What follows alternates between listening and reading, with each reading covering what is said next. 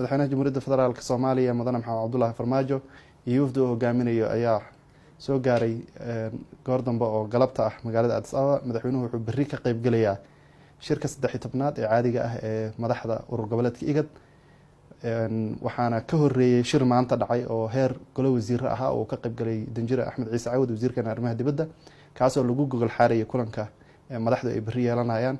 ajandaha ugu muhiimsan ee IGAD shirkan caadiga la isugu yeeray ayaa ah in dib u habeyn dhab ah lagu sameeyo urur goboleedkan oo runtii aysan si siman uga faa'iideysan dalalka gobolka. aadna moodo sanadihii u dambeeyay in kulamo badan oo ka duwan midka haatan ay dhacayeen. waxaan rajaynaynaa shirkan kadib inay noqoto urur ay dhammaan dalalka gobolka u siman yihiin, si simanna ay uga faa'iideystaan, xooggeedana lagu saaro sidii lagu horumarin lahaa dhaqaalaha gobolka. So I want to thank you all for gracing this important event. The water sector as a whole is increasingly becoming of high value interest to our government. And I would like to begin tonight by contextualizing this increased interest. When we took over the administration of this country, we decided to focus our energies and synergies on the economic reform agenda. Aside from the obvious benefits, this was the most developed sector, and we had a clear vision as to the direction we wanted to steer the country. The economic reform embraced fiscal austerity that impacted on all other sectors, in particular the security sector. The security and justice sector reform was also born out of this need. Similarly, good governance, sharing revenue responsibilities, transfers and spending powers to carry out public functions with our federal member states also led to the linkage between economic reform agenda and the inclusive politics agenda. Our reform path has ultimately led us to service delivery. In order for us to sustain the benefits of our reforms, to grow our economy, to improve key sectors, and most importantly, to enhance government legitimacy, it is inevitable that we also give due attention to the reform of the social service sector. While this sector is wide and will require critical attention, whether it is in regard to education or health, I have zeroed on water as it unlocks the most potential in the immediate term. In order to fully appreciate how significant water is in Somalia's reform and resilience efforts, I present to you a brief background. First, out of Somalia's estimated population of 15 million roughly, only 24% of the population is able to access improved water sources, one of the lowest in the world. Interestingly, the estimated available water in the country is 14.7 trillion liters, while our natural withdrawal rate estimated at 3.3 trillion liters. I'm sure the reasons are obvious to many here tonight, least of which is inadequate infrastructure and poor quality of water supply systems. But what is very clear is that water is not entirely scarce, but infrastructure, institutions, and systems are lacking. A joint study between the federal government of Somalia and the African Development Bank in 2014 identified the gaps in the water and sanitation sector as limited infrastructure and weak institutional capacity.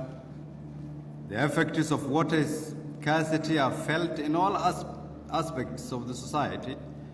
It is a major impediment to our economic growth and recovery initiatives, as it denies us the opportunity to maximize output in agriculture, business, and livestock.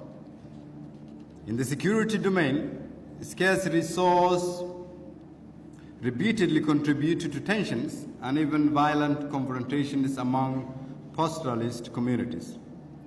leading to an already fragile context even far more fragile. The severe and very difficult droughts that we face also make the victims susceptible to recruitment into violent and terrorist groups.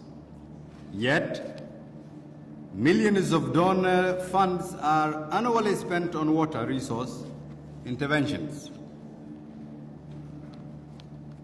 Ladies and gentlemen and colleagues, Excellencies, I would therefore like to thank today or tonight those here who have made substantial contributions to this sector and who are still trying to make a tangible impact. Today, we're here to debate the way forward with a vision that in the next 5 years, we should all try and plan to have a nation that is water sufficient and able to manage our water resources in 5 years. A more coordinated and joined up approach to supporting this sector is urgently needed. My government has begun reaching out to the partners to establish a comprehensive national water resource strategy plan that will help in the promotion, planning, monitoring of the water sector. This strategic plan is a much-needed initiative and will strengthen coordination and provide a structure and priorities for a reformed water sector focused on needs and deliverables. The government will be relevant when it provides basic services such as access to clean and affordable water to its citizens. This will not only provide water for consumption, but also contribute to both economic reform and mitigate violent conflicts and impact the effects of the droughts we've been seeing over the past years. An investment in water is an investment in economic empowerment, safety for women and children, peace and stability in human rights, and confidence building towards state institutions. We are therefore asking tonight our partners and stakeholders to strive towards supporting our government in fulfilling this critical mandate. I am therefore here with you to kickstart this debate tonight, and I hope this debate in 5 years' time will give us a different Somalia on all aspects because of the strategy we will start debating tonight. Thank you.